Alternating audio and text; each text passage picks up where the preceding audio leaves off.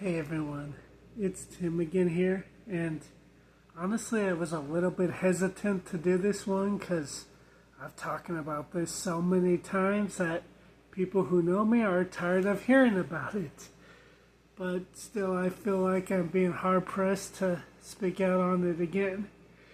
It feels like there's someone right now who you are what I like to refer to as a modern day Mephibosheth.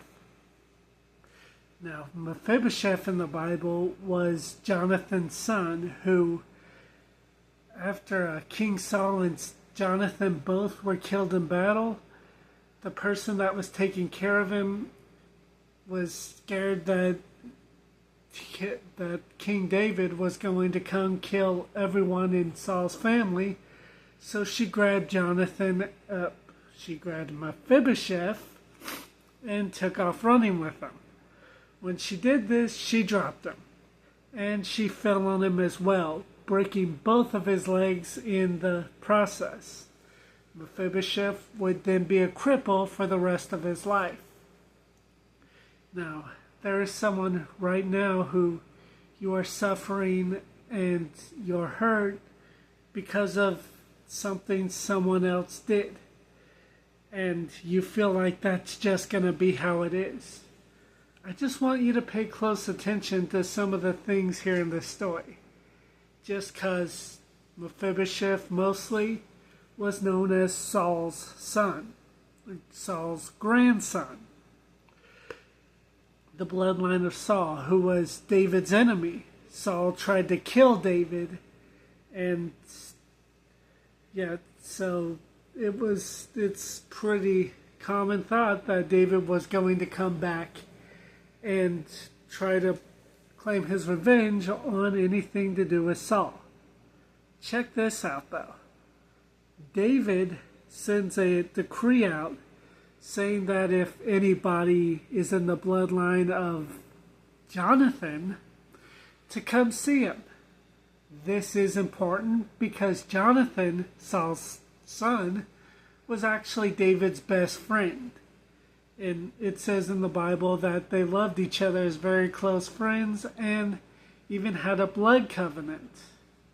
Sound familiar? Anyways, I want you to notice the difference here.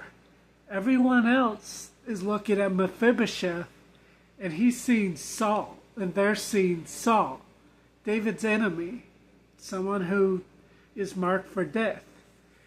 David sees Mephibosheth and he goes, that's my best friend. That's the main thing. It's not, the person here, okay. I'm going to have to say this because once again I'm getting hard pressed for it. But what you're dealing with right now is there was someone here watching who, when you were a kid, you were, how do I say this? You were assaulted by someone in your family. And from then on out, that's been your identity. You've just been a body pretty much. That's how you kept attention, that's how you feel love, and you're wondering, is that really all that I have? I mean, is that all that I'm worth? No. Let me talk to that little kid. Alright? Yeah, 1 second.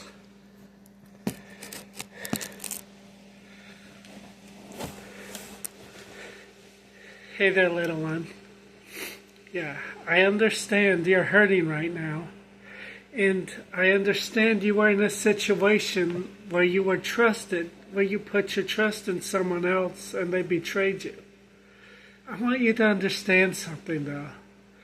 What somebody else does is never your fault. That was never your decision. And honestly, it's time to let go. Just like if someone else walks up and punches you in the face, that was what they did. Not what you did. You didn't force them to do that to you. It doesn't matter what the situation was in. You may have, I don't even care if you were walking around indisposed at the moment. It is, let me try something.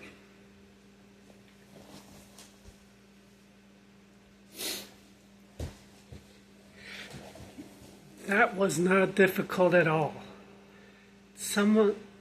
Somebody made a decision on their own, and it affected you. It was never your fault.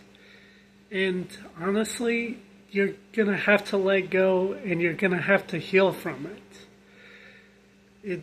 I understand it's incredibly painful, and it probably always will be.